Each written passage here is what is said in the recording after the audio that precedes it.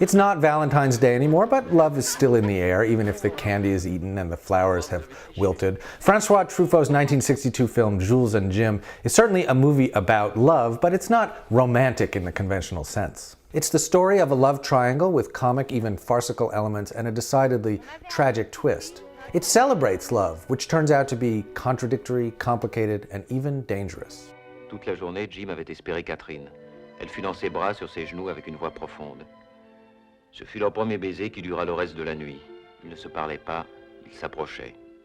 Vers l'aurore, ils s'atteignirent. Elle avait une expression de jubilation et de curiosité incroyable.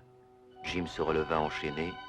Oskar Werner and Henri Serre played Jules and Jim, two best buddies, one Austrian, one French, who fall in love with the same woman. Her name is Catherine, and you can't really blame them. She's played by the incomparably alluring Jean Moreau. On s'est connu, on s'est reconnu, on s'est perdu de vue, on s'est perdu de vue, on s'est retrouvé, on s'est séparé, puis on s'est réchauffé. The film explores both love affairs and the friendship between the two men against the backdrop of France in the decades before and after World War I. But even though it's set in the early part of the 20th century and was made almost 50 years ago, Jules and Jim feels as fresh and vibrant and new as if it was shot just last week. Part of this comes from the movie's frank, unsentimental presentation of friendship, sexual desire, and love. Tu as voulu inventer l'amour. Mais les pionniers doivent être humbles et sans égoïsme. Non, il faut regarder les choses en face, Catherine. Nous avons échoué. Nous avons tout raté. Jules and Jim captures the experience of being young, caught up in the moment, not knowing quite what's going to come next. And even though it tells a coherent story and is based on a novel, the movie almost feels as if it's making itself up as it goes along. J'ai demandé à Jim de venir vivre tout à fait à la maison. Il habitera la petite chambre.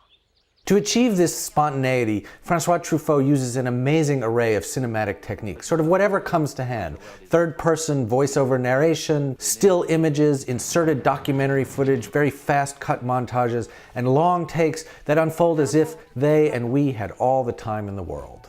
C'est la générosité, l'innocence, la vulnérabilité de Jules qui m'ont ébloui et conquise. Un tel contraste avec les autres hommes.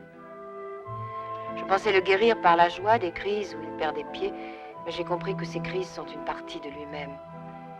Le bonheur, car nous avons été heureux, ne s'est pas installé et nous nous sommes retrouvés face à face, non mêlés.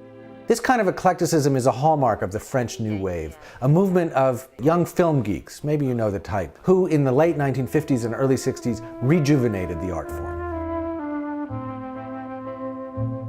The love stories in Jules and Jim may be endlessly complicated, but the passion that animates this film is as simple as can be. It's Truffaut's love of cinema itself.